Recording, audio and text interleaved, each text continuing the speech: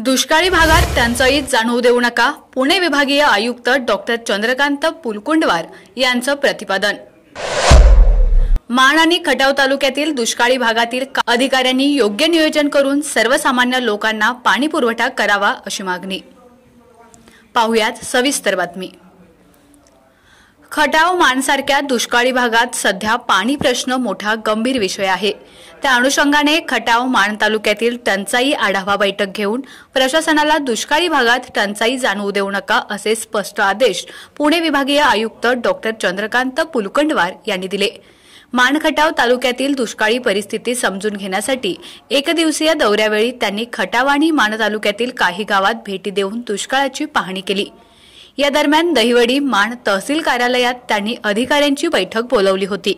यावेळी अधिकाऱ्यांनी टंचाईबाबतचे नियोजन अहवाल सादर करून आयुक्तांसमोर मांडले। आयुक्तांनी सर्व गोष्टी व्यवस्थित समजून घेत दुष्काळी भागात टंचाई जाणवू न देण्याचे आदेश अधिकाऱ्यांना दिले। याच दरम्यान त्यांनी दुष्काळ मुक्तीसाठी झाडे लावा, त्याची निगा राखा, आपण कर्तव्याप्रती एकनिष्ठ असतोच, पण सामाजिक बांधिलकी जपण्यावरही आपला भर असला पाहिजे असंही ते म्हणाले। भागात नांदरुकीसारखी झाडे लावून ती वाढवण्याबाबत ही आवाहन आयुक्त डॉक्टर पुलकुंडवार यांनी अधिकाऱ्यांना केलं। यावेळी जिल्हाधिकारी जितेंद्र डुडी, जिल्हा परिषदेच्या मुख्य कार्यकारी अधिकारी याशनी नागराजन, उपविभागीय अधिकारी उज्ज्वला गाडेकर, जिल्हा पशुसंवर्धन अधिकारी विनोद पवार, तहसीलदार बाई माने, नायब तहसीलदार श्रीशैल्य वट्टे, गटविकास अधिकारी प्रदीप शेंडके, सर्जेराव पाटील यांच्यासह प्रशासनाच्या विविध विभागांचे प्रमुख उपस्थित होते।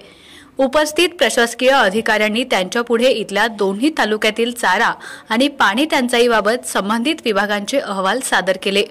आपला आवाज न्यूज नेटवर्कसाठी एकनाथ वाघमोडे, दहिवडी।